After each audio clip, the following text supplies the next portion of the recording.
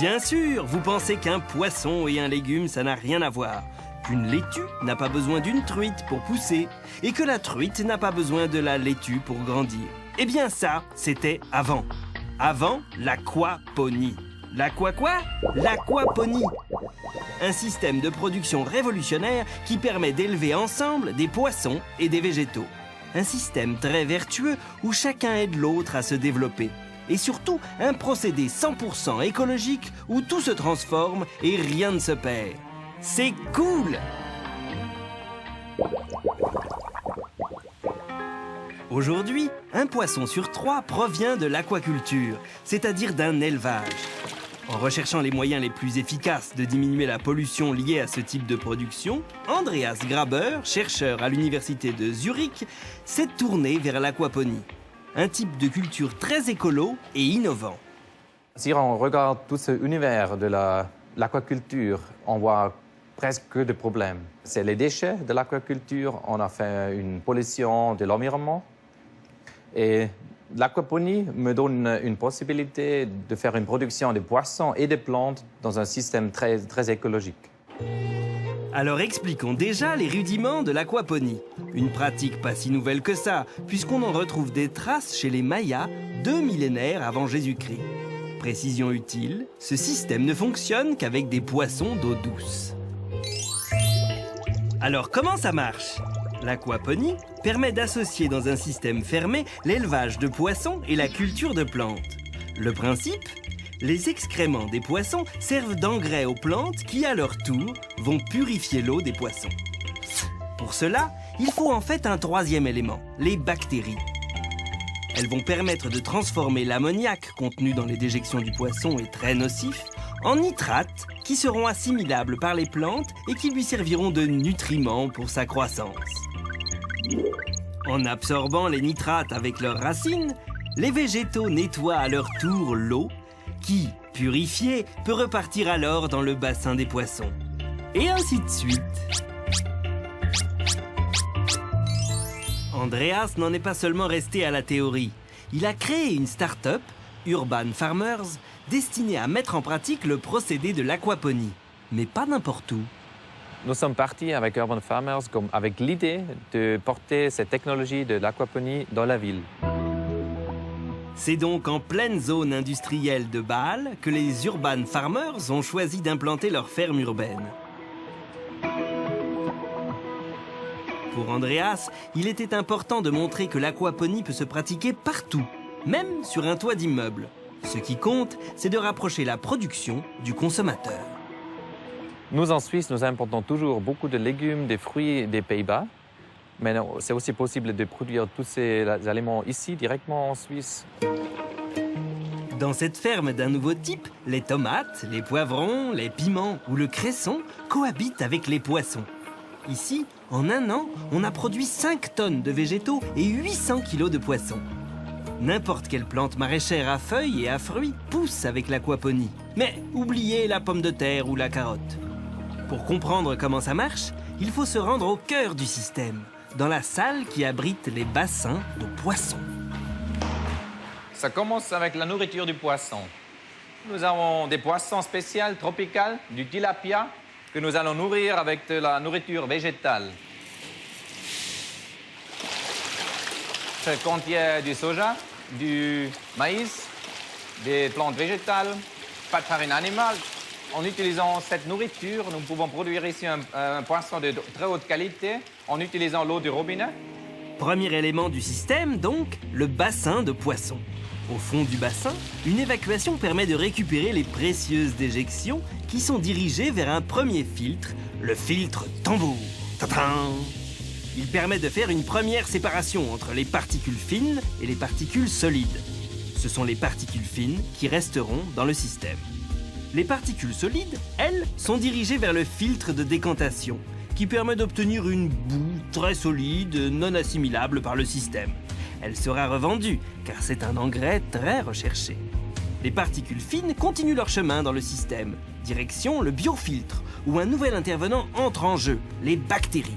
Elles vont se développer sur ces petits morceaux de plastique qu'on appelle des biofilms. Elles sont invisibles, mais elles font du bon boulot. Grâce à elle, l'ammoniac contenu dans les déjections des poissons va se transformer en nitrate. Autrement dit, d'une substance très nocive pour les poissons, on obtient un nutriment essentiel pour les plantes. Une opération très naturelle puisque les bactéries jouent ce même rôle dans la nature.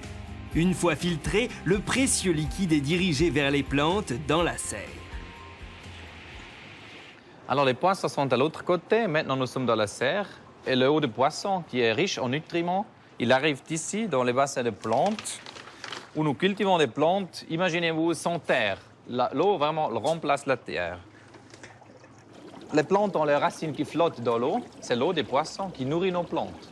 Et les plantes elles-mêmes, avec leurs racines, ils nettoient l'eau qui retourne aux poissons. Donc c'est un cycle fermé où l'eau peut repasser plusieurs fois entre le système. Avec l'aquaponie, non seulement on fait d'énormes économies d'eau, mais en plus on est assuré, grâce à la qualité des nutriments et l'absence de saison, d'une productivité 4 à 5 fois supérieure à la culture en pleine terre. Du coup, après 2 ans d'exploitation, la ferme commence déjà à être rentable, malgré des investissements importants liés notamment au matériel. Température, humidité, oxygénation, tout est mesuré et contrôlé. Mais ce procédé reste 100% naturel. Alors, un autre grand avantage de l'aquaponie, c'est que le système lui-même interdit d'utiliser des antibiotiques pour les poissons et des insecticides pour les plantes. Alors, le système de production donne une garantie aux consommateurs que les produits n'ont pas été traités.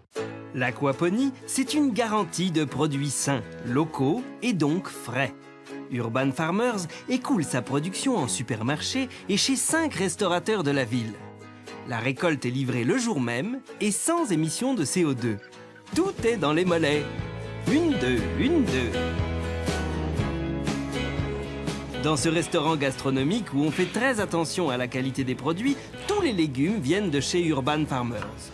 Marc, le chef cuisinier, est plus que satisfait. Et pour moi, ils sont super bien les produits. Parce que les tomates, ils ont un goût de tomate et pas un goût de flotte. C'est vraiment frais parce que ça ne vient pas 100 km de quelque part ou ça ne tient pas 1, 2, 3 jours dans le frigo. Des légumes dont le niveau de prix est comparable à ceux du bio. Et pourtant, bien que 100% naturels, les produits d'aquaponie ne peuvent pas bénéficier du label bio. La réglementation européenne impose pour qu'un produit soit bio qu'il est poussé en pleine terre. En France aussi, l'aquaponie pourrait nous sortir la tête de l'eau. Dans un pays où 7 poissons sur 10 sont importés, il y a urgence à trouver de nouvelles méthodes de production. Au centre de pisciculture expérimentale de l'INRA, à Sizun, en Bretagne, Laurent Labbé mène des études sur la réduction d'eau en aquaculture. C'est comme ça qu'il en est venu à mettre en place une expérimentation sur l'aquaponie. Spécialiste des poissons, lui non plus n'avait pas prévu un jour de cultiver des salades. Le système d'élevage qu'on a cherché à développer au départ, c'était d'abord pour faire d'énormes économies d'eau sur l'élevage des poissons. C'était un des freins à l'aquaculture, la disponibilité de sources d'eau pour pouvoir faire du poisson. À partir de là, on a vu qu'on pouvait, avec l'eau qui sortait de ce système-là, produire derrière une production végétale et valoriser cette eau-là. La technique utilisée pour réduire la quantité d'eau s'appelle la recirculation. Grâce à ce procédé, comparable au système d'aquaponie de tout à l'heure, où, rappelez-vous, on régénère l'eau des bassins à l'aide de bactéries, Laurent Labbé est parvenu à utiliser 10 fois moins d'eau que ce qui se pratique en aquaculture. Pour faire un kilo de poisson, il nous faut à peu près 100 mètres cubes.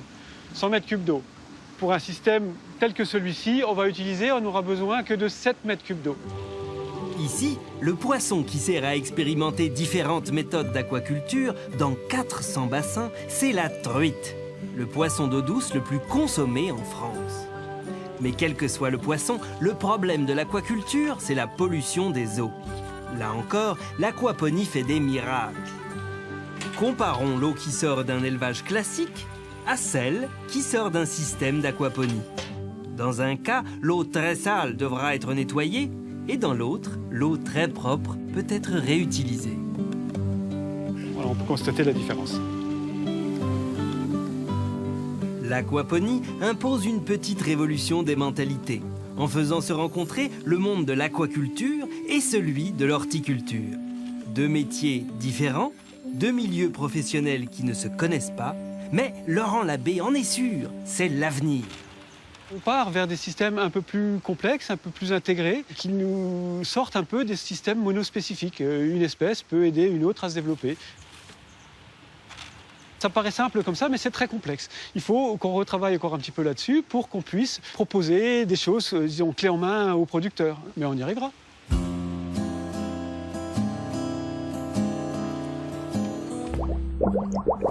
À ceux qui se disent encore « Mais à quoi bon l'aquaponie ?»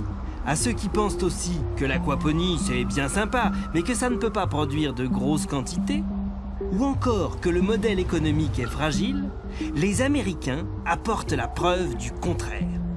Aux USA, le pays leader du secteur, des projets toujours plus grands se multiplient. Près de l'aéroport de Chicago, Farmed Here, une société entièrement dédiée à l'aquaponie, fait exploser tous les records. Avec près de 9000 m² de surface de culture, cette ferme d'aquaponie est la plus grosse du monde. Paul Ardège, l'un de ses fondateurs, n'était destiné ni à s'occuper de salades, ni même de poissons. Je suis architecte, pas agriculteur. Il y a 5 ans, j'ai commencé à travailler sur différentes technologies pour voir ce qui serait le plus efficace pour cultiver en plein centre de Chicago. On est vraiment en train de créer une nouvelle industrie. Ce que vous voyez derrière moi, c'est un système d'empilement des cultures. On essaie d'optimiser l'espace au maximum. Ici, vous pouvez voir nos bassins de poissons. On a entre 300 et 400 poissons par bassin. Une densité de poissons certes élevée, mais qui correspond aux normes de l'aquaculture. Si le procédé d'aquaponie reste le même, ici, l'élevage compte plusieurs milliers de tilapias. Et la ferme produit 50 tonnes de légumes par an. Pour atteindre cette taille, il a fallu changer d'échelle, en empilant les cultures et en éclairant artificiellement. Une des choses les plus essentielles, c'est l'éclairage. Tout fonctionne à l'éclairage artificiel. Ces éclairages sont de plusieurs types, des lampes fluo aux lampes LED. Et l'éclairage artificiel a un énorme avantage. Il permet d'augmenter la productivité. Ici, la nuit ne tombe jamais. Dans ce système, l'hygiène est très importante. La sécurité alimentaire en dépend. Une ferme comme celle-ci nous permet d'augmenter le niveau de sécurité alimentaire. Ici, on peut contrôler tout l'environnement. On n'a pas d'oiseaux qui volent, pas de parasites non plus, car l'installation est complètement fermée. Contrairement à l'Europe, la réglementation américaine reconnaît l'aquaponie comme bio. Farmed Here n'est pas peu fière d'être la première ferme aquaponique des USA certifiée organique. Les produits vendus à quelques restaurateurs et surtout en supermarché sont des produits à forte valeur ajoutée. Herbes aromatiques, pousses de salade et sauces préparées. Si le modèle américain hyper techno peut sembler démesuré, il permet néanmoins de produire sur un hectare, en étage, 20 à 40 fois plus que l'agriculture traditionnelle. Les chiffres parlent d'eux-mêmes. L'aquaponie a de l'avenir. Il faut juste trouver les fermiers d'un nouveau type, pas effarouchés par le mariage de la carpe et de la salade.